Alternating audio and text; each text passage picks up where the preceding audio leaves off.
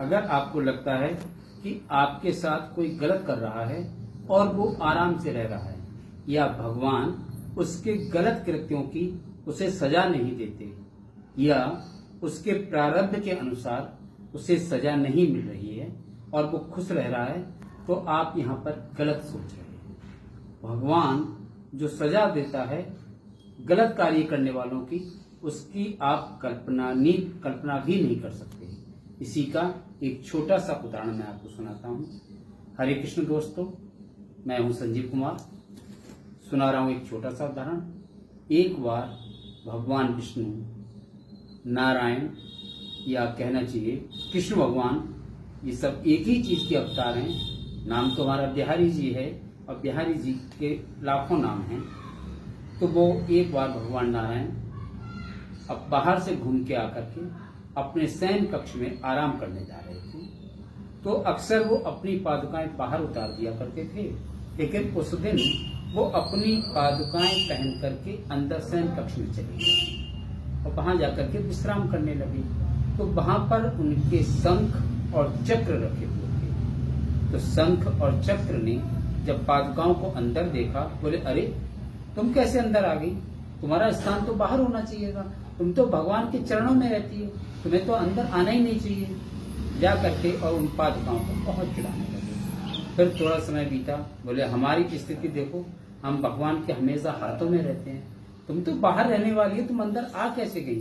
बहुत नसीब है आज कि जो आप अंदर तक आ गई। इस प्रकार से शंख और चक्र लगातार पादुकाओं का अपमान करते रहे और चिढ़ाते रहे, लेकिन पादुकाओं ने इन प्रश्न का एक भी जवाब नहीं दिया। वो सुनती रही। उसके बाद भी कृष्ण वो चक्र और शंख नहीं माने, उसकी लगातार अपमान करते रहे पादुकाओं का। बोले, तुम्हें तो सबके बाहर रहना, दरवाजे के बाहर उतारना पड़ता है, तुम्हें तो अंदर तक आदमी लेके नहीं आता, तुम तो बहुत गलत हो, तुम्हें तो सम्मान बिल्कुल मिलता ही नहीं है, तुम्हें तो बाहर रहना चाहिए था। पता नहीं भगवान जी कैसे बोल के तुम अंदर आ गए, तुम्हारी हिम्मत कैसे हुई अंदर आने? ये सब वो सुनती रही, लेकिन उन्होंने चलो पादुकाओं ने कोई भी जवाब शंख और चक्र को नहीं दिया। आराम करने के बाद भगवान विष्णु उठे। उठने के बाद जब वो बाहर जाने के हुए तो उन्होंने अपने पादुकाओं को पैर में डाला।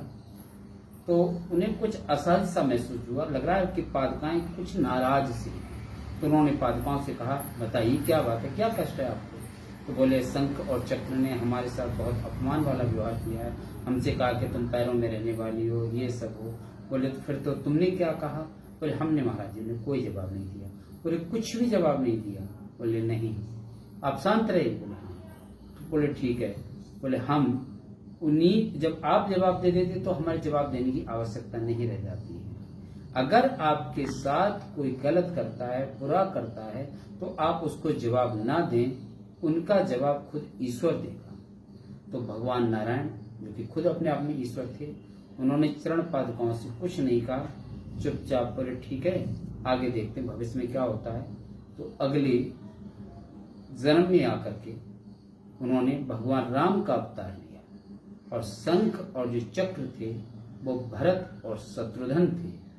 तो जब भगवान राम को वनवास हुआ और उसके बाद भरत और शत्रुघ्न जब उन्हें मनाने गए, तो भगवान राम ने कहा, ऐसा तो संभव ही नहीं है कि हम माँ कैकेयी और भगवान अपने पिताजी दशरथ का हम वचन टाल दें।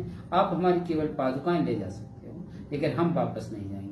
तो उन्हीं पादुकाओं को, जो कि अवतार थे शंख का और चक्र का, भरत जी और शत्रुघ्न जी, उन्हें अपने सिर पर रख करके लेके आए थे और 14 वर्ष तक उन पादुकाओं को सिंहासन के ऊपर रखकर ही राज किया गया था। तो ऐसी है भगवान कृष्ण की महिमा कि अगर आपका कोई अपमान करता है तो आप शांत रहें, उसका जवाब खुद ब खुद ईश्वर देगा। बस आप में सहन शक्ति होनी चाहिए और ईश्वर पे अटूट विश्वास होना चाहिए। अगर आप पर ईश्वर पर अटूट विश्वास है तो गलत कार्य करने वालों को उसका परिणाम भोगना ही पड़ता है, ऐसा भगवान जी कहते हैं। मेरी कहानी आपको कैसी लगी कमेंट करके बताएं।